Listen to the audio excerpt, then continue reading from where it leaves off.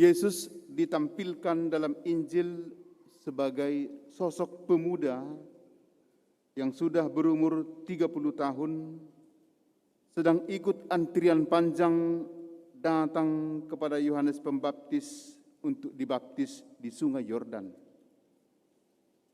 Seperti kebanyakan orang, Yesus datang mengikuti seruan Yohanes Pembaptis untuk dibaptis sebagai tanda pertobatan.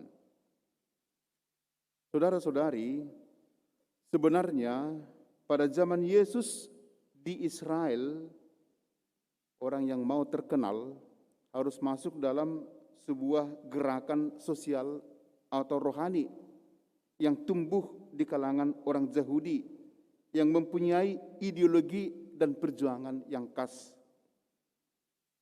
Sama seperti di Indonesia ini, kalau mau menjadi pejabat, pembesar, ikut dalam kelompok entah partai atau apapun namanya, itu menjadi kendaraan untuk menjadi besar. Ada 3 komunitas besar yang sering kita dengar dalam kitab suci, antara lain itu kaum Esseni, disebut juga komunitas Qumran. Nama Qumran adalah tempat yang menjadi pusat kelompok Yahudi ini. Kaum Esseni menganggap bahwa, inilah pikiran mereka, dunia telah menjadi sangat jahat dan kotor, sehingga mereka berupaya membentuk komunitas sendiri, di mana mereka dapat menjaga kesucian hidup mereka, serta terlindungi dari dunia yang jahat. Maka mereka tinggal di gua-gua, di tempat-tempat sunyi, menghindarkan diri dari orang banyak. Karena itu mereka membentuk komunitas yang mendiri di Qumran dan mempraktekkan hidup yang terpisah dari dunia luar. Kemudian kelompok kedua, orang Farisi. Ini berasal dari bahasa Ibrani frusim atau perus, yang berarti penjelasan. Kata Farisi berarti orang yang menjelaskan. Farisi digambarkan sebagai pengamat dan penegak hukum Taurat yang sangat teliti. Dalam gulungan naskah-naskah Telaut Mati, kaum Farisi dikatakan sebagai kaum yang suka mencari dan memperhatikan hal-hal yang sangat kecil dan detail.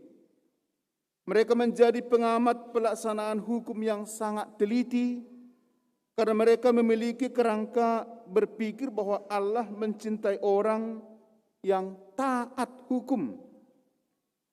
Dan mereka berpikir bahwa Allah menghukum orang yang tidak patuh. Kaum Farisi juga adalah sebuah partai politik dan sebuah gerakan sosial.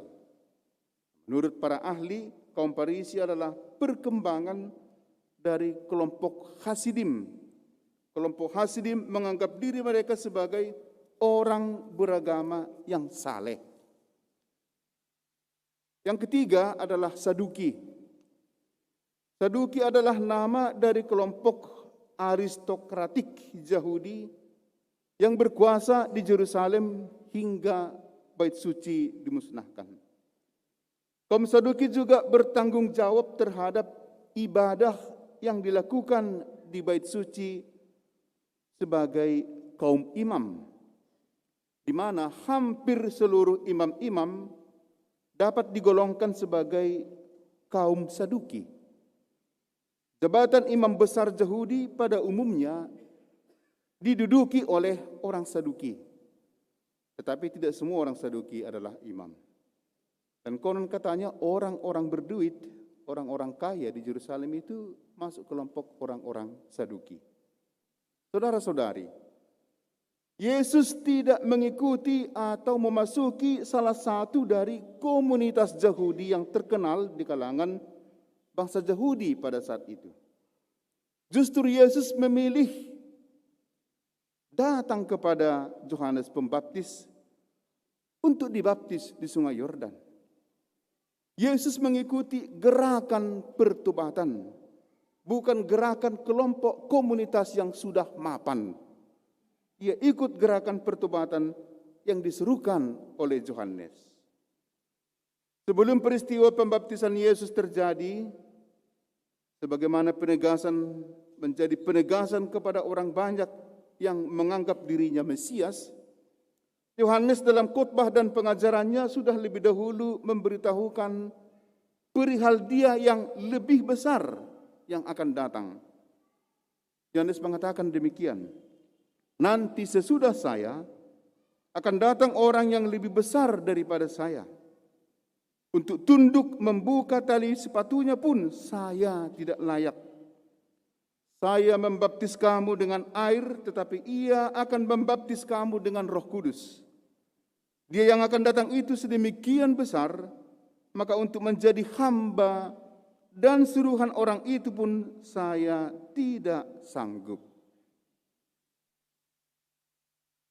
Kini tokoh yang diberitakan oleh Yohanes itu datang untuk dibaptis.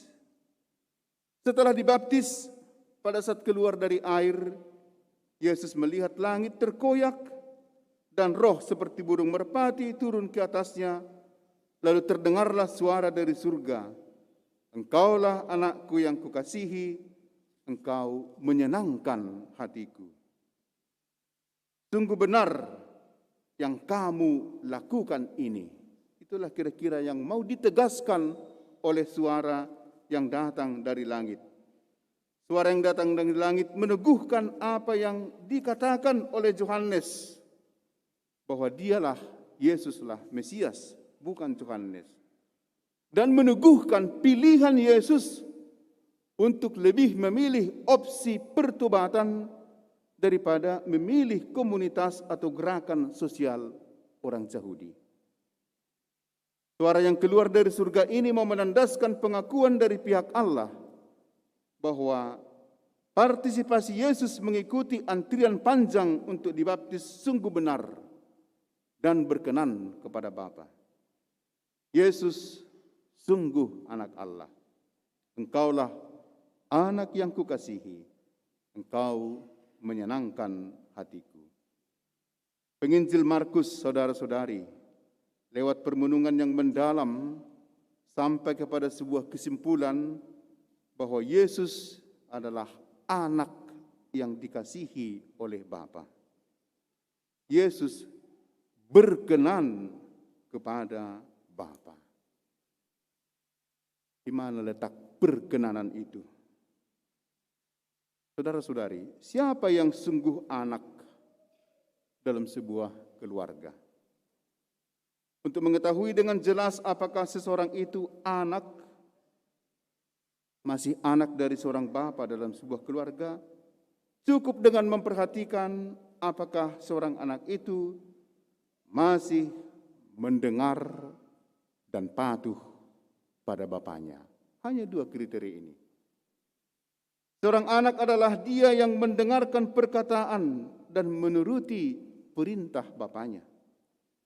Anak menjadi anak sejauh dia mempunyai keterbukaan hati untuk mendengar Bapa. Relasi antara anak dan Bapa bisa dilihat dari keterbukaan anak untuk menyediakan spasi dalam dirinya untuk diisi oleh bapaknya.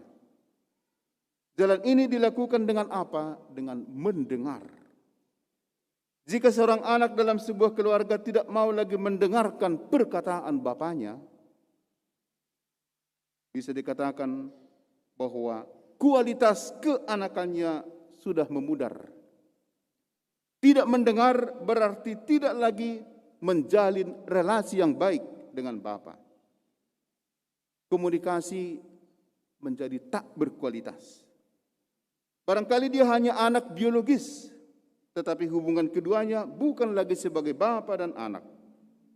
Relasi akan terputus dengan ketidaksediaan mendengar. Selain menjadi pendengar perkataan dari Bapa, seorang anak yang baik adalah mereka yang mentaati dan melaksanakan perintah bapaknya. Perkataan yang mendarat dan berlabuh dalam diri anak seharusnya menggerakkan si anak untuk berbuat sesuai dengan apa yang diperintahkan oleh Bapa.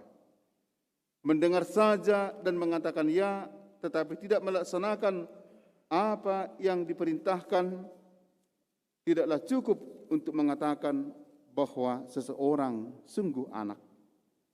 Yesus dalam sebuah perumpamaan pernah mengajukan pertanyaan kepada orang Farisi perihal siapa dari dua anak yang menjadi pelaksana perintah Bapa. Ketika kepada anak sulung si bapa berkata, "Pergi bekerja di kebun anggur," si anak mengatakan, "Baik Bapa," tetapi tidak pergi. Sementara anak bungsu menolak permintaan bapaknya, tidak mau. Tetapi lama-kelamaan dia sadar, menyesal, dan pergi ke kebun anggur. Dari antara dua ini yang lebih baik, tentu dia yang melaksanakan perintah bapaknya. Namun demikian yang terbaik selalu dia yang mengatakan, mengamini perkataan Bapa, iya, dan juga melaksanakan apa yang diamininya. Saudara-saudari, fokus pastoral Keuskupan Agung Medan tahun 2022, kita telah menetapkan indikator keberhasilan, yakni keluarga sumber panggilan. Tujuannya menumbuhkan benih panggilan dalam keluarga. Panggilan menjadi anak Allah pertama-tama adalah panggilan untuk mendengarkan suara Allah. Dalam bacaan pertama, diketengahkan bahwa bangsa Israel yang telah meninggalkan Allah dan kebenarannya sehingga hidupnya sengsara, kini diundang Allah untuk menikmati keselamatan dan hidup dalam rahmat-Nya. Bangsa Israel diundang untuk apa? Untuk pertama-tama mendengarkan perkataan Allah. Dengarkanlah aku, maka kamu akan hidup. Ungkapan lain yang dipakai untuk mendengar adalah, sendengkanlah telingamu kepadaku.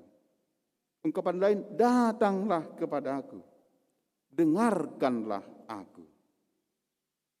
Saudara-saudari, setelah Yesus dibaptis, terdengar suara dari langit yang mengatakan, "Engkaulah anak yang kukasihi, engkau menyenangkan hatiku." Setelah merenungkan seluruh kehidupan Yesus, penginjil Markus, penginjil Lukas dan Matius sampai kepada sebuah kesimpulan bahwa Yesus ini sungguh anak Allah. Sebagai anak Allah, Yesus mempunyai relasi yang intim dan mendalam dengan Bapa. Relasi itu tentu saja dijalin dengan komunikasi antara Bapa dan anak. Dari pihak anak, Yesus senantiasa membuka telinga, membuka pikiran, membuka hati pada perkataan Bapa. Membuka diri pada komunikasi berarti menyediakan spasi dalam diri bagi yang lain. Dengan cara ini, Bapa senantiasa tinggal dalam diri anak, dan anak tinggal dalam diri Bapa. Komunikasi yang permanen membuat Yesus sungguh mengerti apa yang dikehendaki Bapa.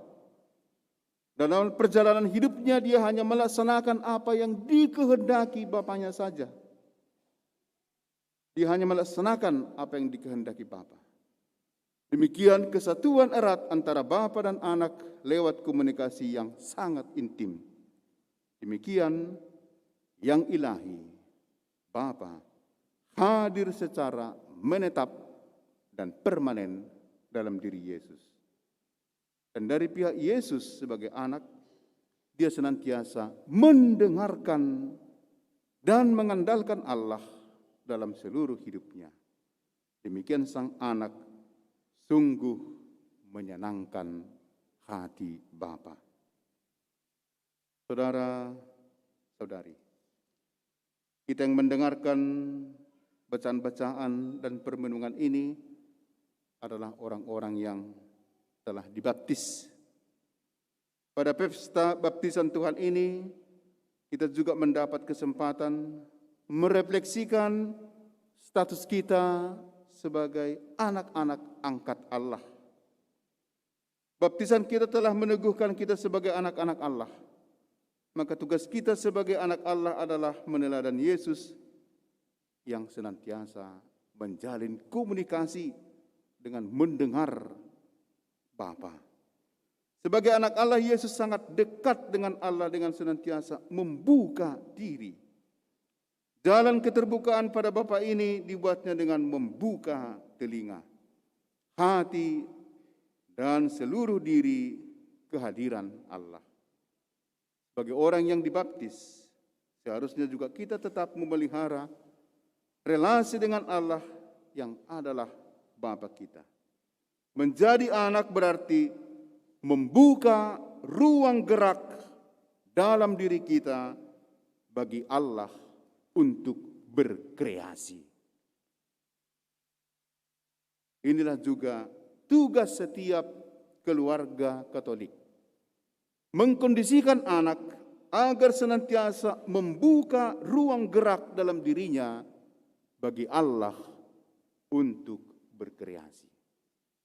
Dari sanalah nanti akan tumbuh bibit-bibit panggilan, entah menjadi imam, biarawan, biarawati. Tapi bukan itu yang paling penting. Yang paling penting bahwa dalam seluruh diri anak-anak Allah, Allah berkreasi. Membuka ruang gerak dalam diri keluarga, terutama dalam diri anak-anak bagi Allah untuk berkreasi, itulah tugas setiap kaum beriman Kristiani, terutama tugas keluarga-keluarga Katolik di Keuskupan Agung Medan ini.